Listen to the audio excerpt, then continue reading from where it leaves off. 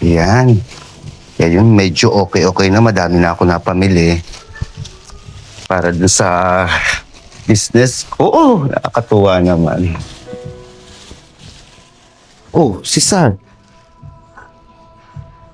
Oh, Sar, bakit? Ate, hello. Kailangan namin ng tulong. Kailangan padala uli ng pera. Pera na naman.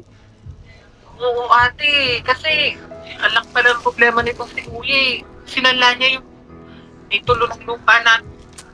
Ate, Ano ba naman yan si Marvin? Pati ba naman yung lupa natin sasanla niya?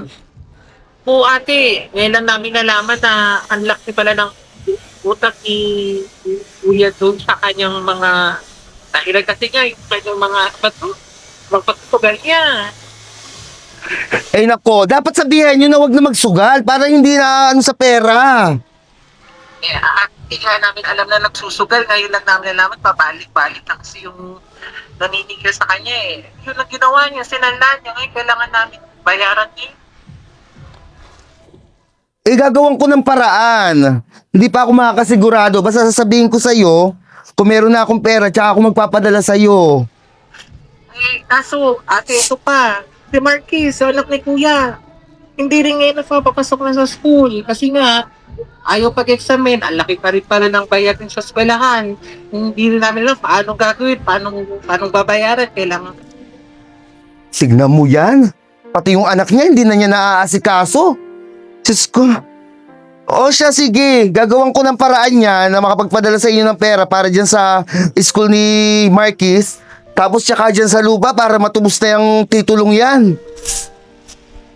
Ate, tapos si ano pa, ate tatay, yung dialysis, kailangan na, nakaschedule na siya ng dialysis, malaking pera at malaking halaga dito natin, kailangan mo na rin yun ipadala.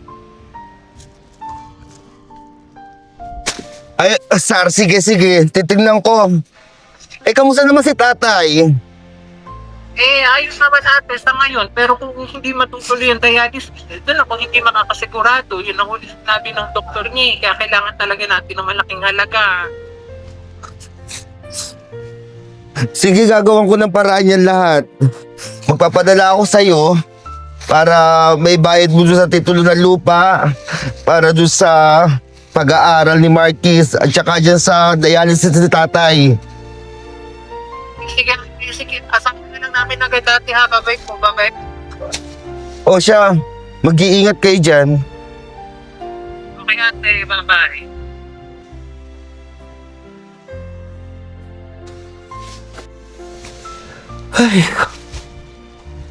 Be, Ben, ano, ayos na ba yung mga ano mo?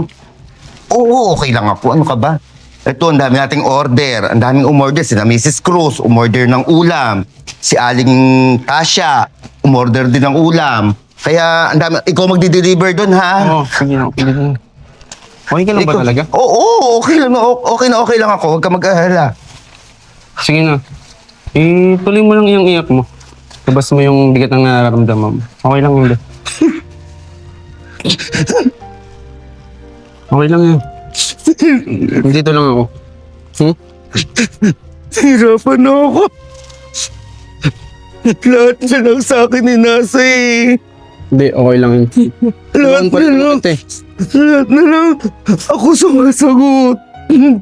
Si Kuya, hindi mo lang magtrabaho para sa amin. Para kay na tatay. Tapos yung anak niya, ako rin ang sumasagot sa pag-aaral.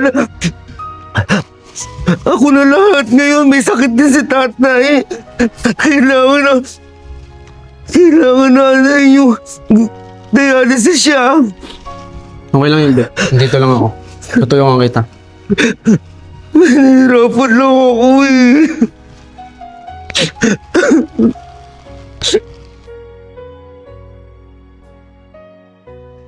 Siguro, magugustuhan niya naman to. Sana sa maliit na bagay na to, ma-appreciate niya pa rin. Tsaka sana, kahit ito lang yung ibigay ko sa kanya, sumaya siya para makalimutan niya kahit papaano yung mga problema niya.